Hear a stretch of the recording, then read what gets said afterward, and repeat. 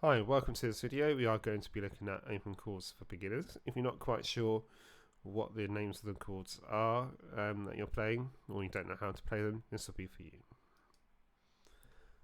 So I'm going to give you a quick run through of what each chord sounds like. We are going to be looking at the E's, the A's and the D's, more particularly the majors, the sevenths and the minors.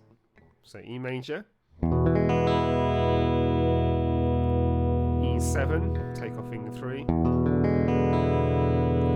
minor, replace finger 3, take off finger 1, swap to A major, take off finger 2 for A7,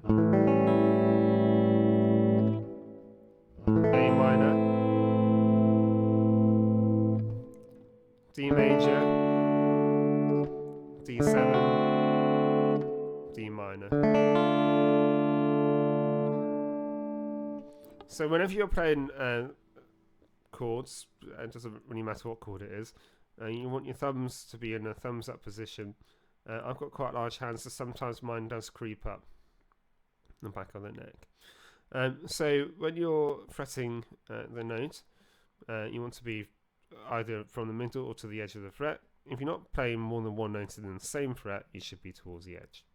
So chord diagrams often are misleading because you'll be in the center of the fretboard if you were to look at that literally. So we're going to be on the fret 1 for string 3, finger 2 for string 5, finger 3 for string 4 for the chord of E major. Notice when you're fretting that note, that chord, you're going to be placing finger 2 on fret 2 string 5 and then allowing enough room for finger 3.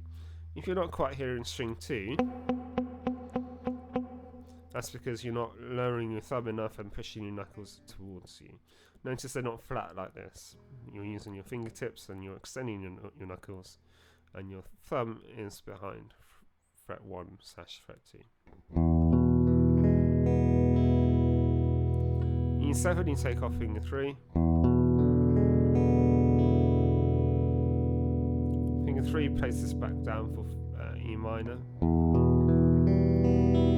So for any of those chords, if you're not quite hearing the string underneath, it's because you're slanting your fingers away from the strings a little bit, or into the strings.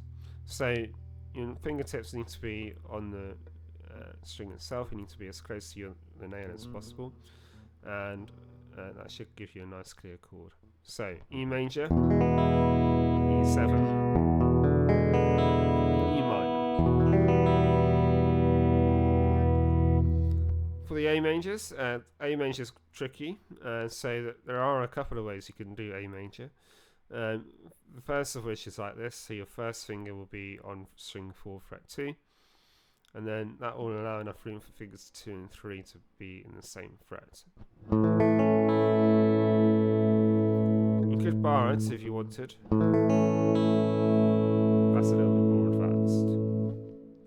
For A7, you're going to take off finger 2.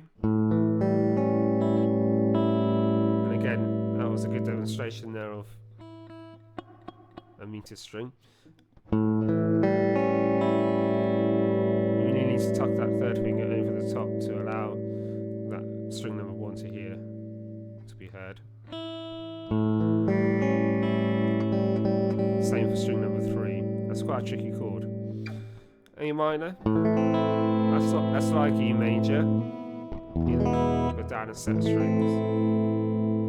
And again, if you can't quite hear string number 1, fingertips. If you can't quite hear string number 2, fingertips.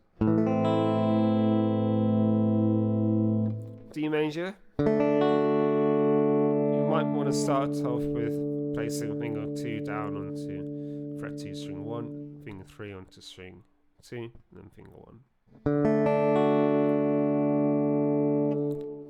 D7 and D minor. When you're switching from D7 to D minor, try and keep finger 2 down. And for each of the chord, when you started from string 6, for example, for the E chord, that will be your E string. For the A chords, it's going to start from the A string, and then for the D chords, we're going to start from the D string. So E, A, D.